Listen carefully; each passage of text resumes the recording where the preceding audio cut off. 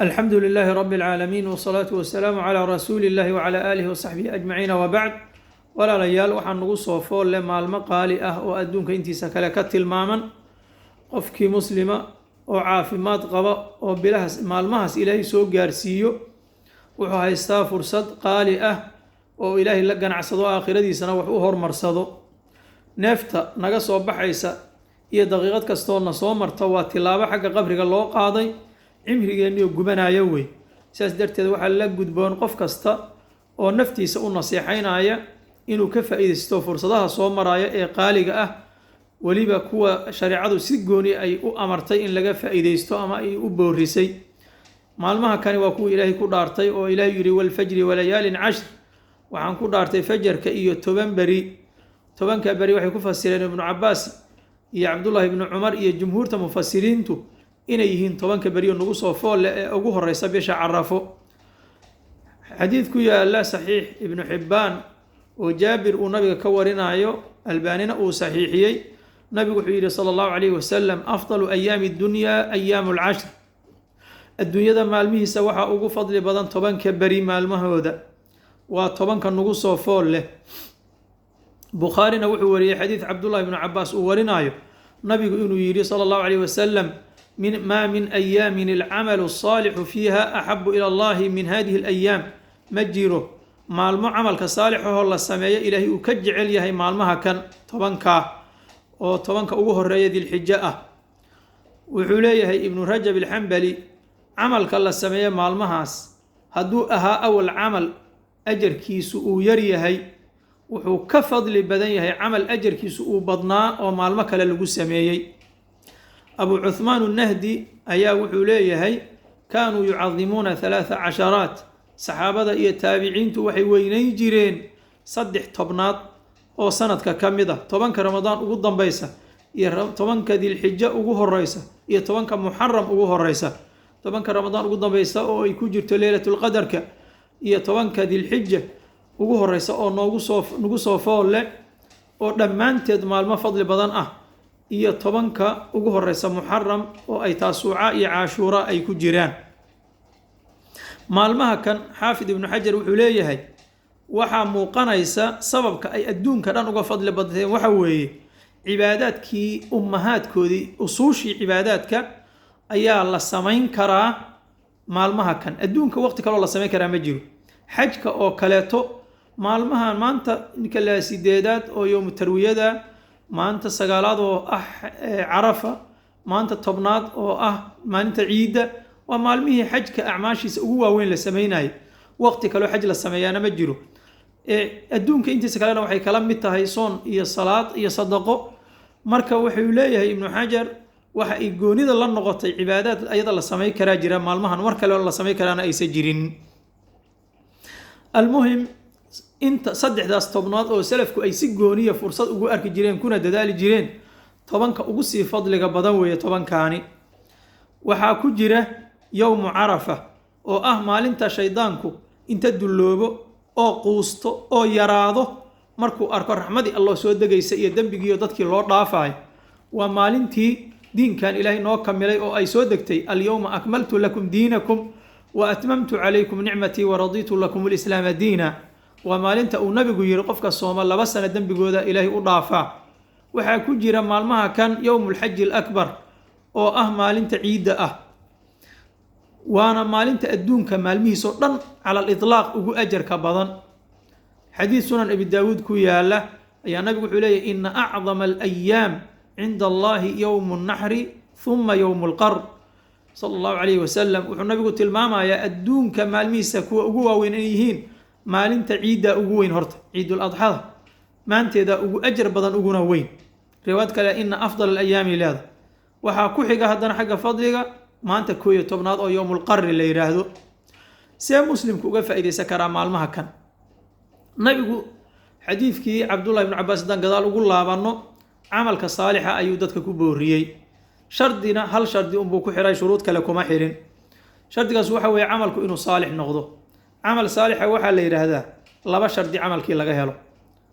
koow horta shariicadu inay ku dirtay amalkan sidii ay kuugu dirtaan aad u qabato labo inaadan dan kale ka lahayn camalka markaad qabanaysid ee ilaahay raalliyaashiisa aad ku raadinayso. ilaahay raxmadiisa waxaa ka mid a salaada, haddii la dhihi lahaa salaadaa fadli badan maalmahaas, dadaa faradka dhib ku tukada oo aan xarakadu u fududayn. soonkaa fadli badan haddii la dhihi lahaa, dad baa jiran oo kaniiniga saacad u laqoon soomi karin, amase shaqo dhib badan ka shaqeeya oo aan biyaha ka sabri karin dhowr daqiiqo ka bacdi. sadaqadaa fadli badan haddii la dhihi lahaa, dad baan hanti haysan. laakiin cibaado kasta oo saalixa maalmahaas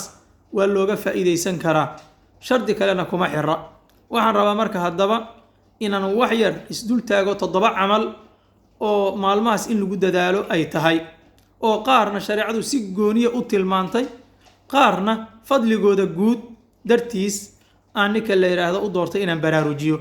camalka koowaad waxa weeye qofku inuu caqiidada iska saxo oo tawxiidka uu xaqiijiyo. acmaasha sideeda marka la isku soo duuduubo waxa ugu fadli badan midda waajibka. ilaahay xadiisulqudsi wuxuu ku leeyahay, wamaa taqaraba ilaya cabdii axaba mima aftarabtu calayh. addoonkaygu iguma soo dhowaado camalkii aan ku farad yeelay camal aan ka jeclahay.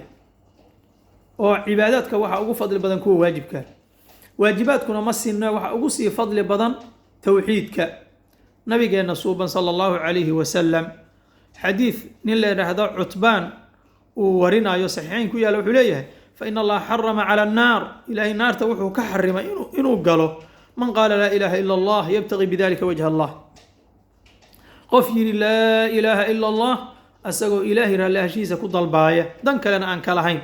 jaabir xadiid uu wariyo oo muslim ku yaalla wuxuu leeyahy nabigu sal alla alay wasalam, man maata laa yushriku billahi shay-an dakhala aljanna waman maata yushriku billahi shay-an dakhala annaar. qofkii dhinta asagoo shirki beri ka ahoon ilaahay waxba cibaadadiisa cidna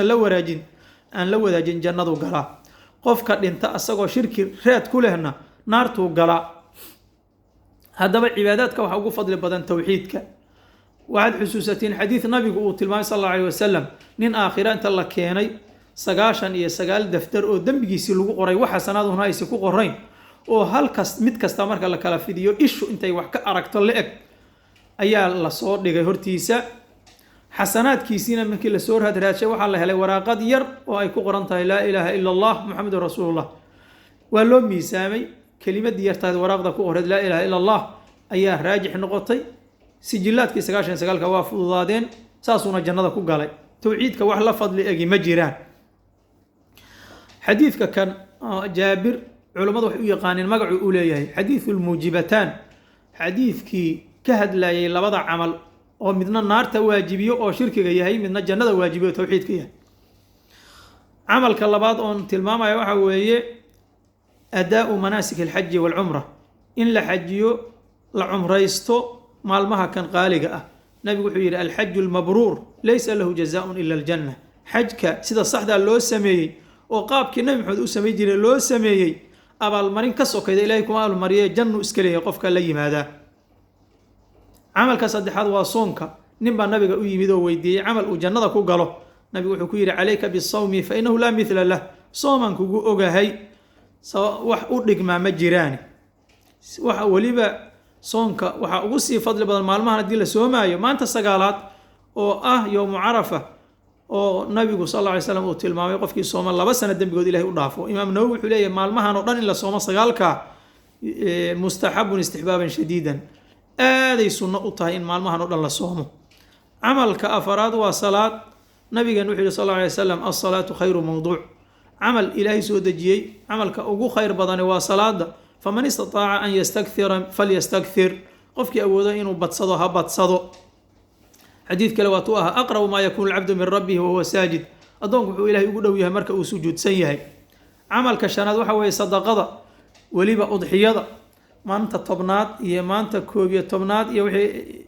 ilaa 3 beri, maanta 10aad markii ciidda lasoo tukado ka gadaal waa sunnadii nebi ibraahim, waana sunnadii nebi moxamed. shacaa'irulislaamna way ka mid tahay, waa camal aad u qaaliya, waqti kaloo la samay karana uusan jirin.